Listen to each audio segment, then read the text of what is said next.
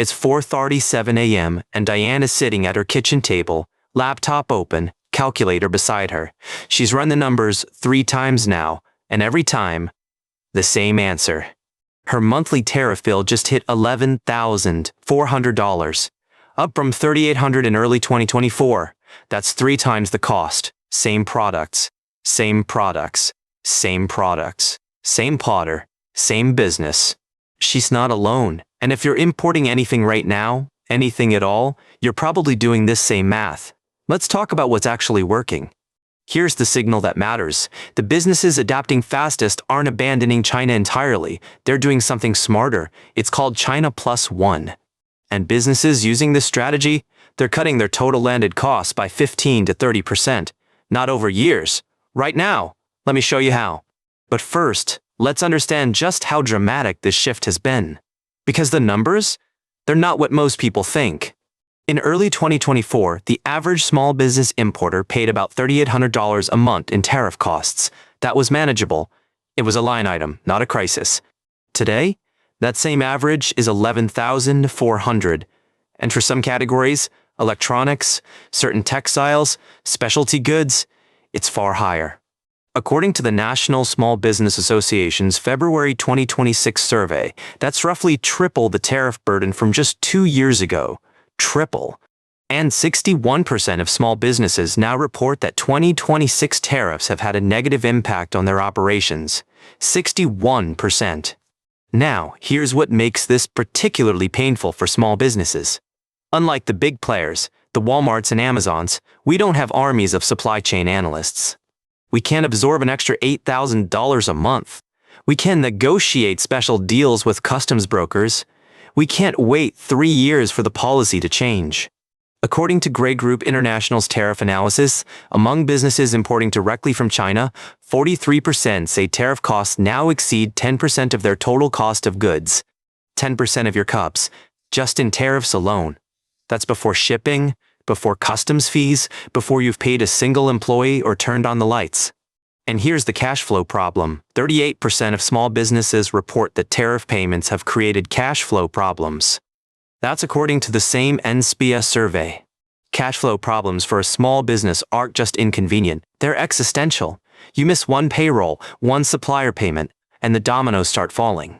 So what are the businesses that are surviving, even thriving, doing differently? This is where China Plus One comes in. The term comes from supply chain strategy. Maintain your Chinese supplier relationships, but develop at least one alternative source in a lower tariff country. The key word there is maintain. Complete decoupling from China isn't realistic for most small businesses, and honestly, it's not advisable either. As Gray Group's supply chain analysis puts it, China's manufacturing ecosystem remains unmatched for many product categories. That expertise doesn't vanish because of tariffs. But here's the strategic insight. Having alternatives gives you leverage, not just tariff savings, negotiating leverage with every supplier you work with. So where are businesses finding these alternatives? 3 countries keep coming up: Vietnam, India, and Mexico. Each has different strengths depending on what you're sourcing. But for U.S. small businesses, Mexico is getting the most attention right now. And here's why. According to DocShipper's analysis, total landed cost from Mexico is often 15 to 30% lower than from China. 15 to 30% lower. And that's not just tariff savings, that's total landed cost, including shipping. That's the whole picture. The shipping time from Shenzhen to Los Angeles, about 2 to 3 weeks by sea. From Monterey to Dallas, 2 to 3 days by truck. That's inventory you're not financing. And here's the key benefit. Goods manufactured in Mexico can enter the U.S. tariff-free under USMCA if they meet the rules of origin requirements. USMCA, that's the trade agreement that replaced NAFTA in 2020. It creates a duty-free corridor between US, Mexico, and Canada for qualifying products. Now, qualifying isn't automatic. The product has to meet specific content thresholds. But for many categories, textiles, furniture, auto parts, certain electronics, it works. But here's a complication you need to know about. According to Gray Group's supply chain report, 67% of small businesses say their domestic suppliers have raised prices, citing tariff-driven cost increases.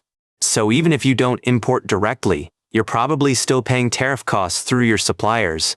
It's baked into the system now. And the uncertainty itself is causing damage. 22% of small businesses have delayed planned investments or hiring because of tariff-related cost uncertainty. That's from the NSPA survey. When you don't know what your costs will be 6 months from now, you don't hire that extra person. You don't buy that equipment. You wait. U.S. tariffs on Chinese goods now reach 100% or more on some categories. 100%.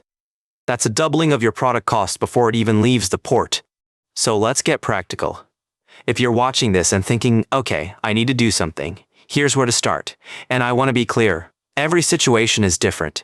First, you might want to calculate your actual tariff exposure. Pull your import data. Identify which products are costing you the most in duties right now. Many businesses don't actually know this number. Second, consider starting supplier conversations in Vietnam, Mexico, or India. Even if you're not ready to switch, having alternatives gives you negotiating leverage with your current suppliers. For Mexico specifically, many experts suggest investigating USMCA benefits. Mexican manufactured goods can enter the U.S. tariff-free if they meet rules of origin requirements. It's worth the homework. Third, one approach that many businesses find helpful is building 3-scenario planning into your pricing.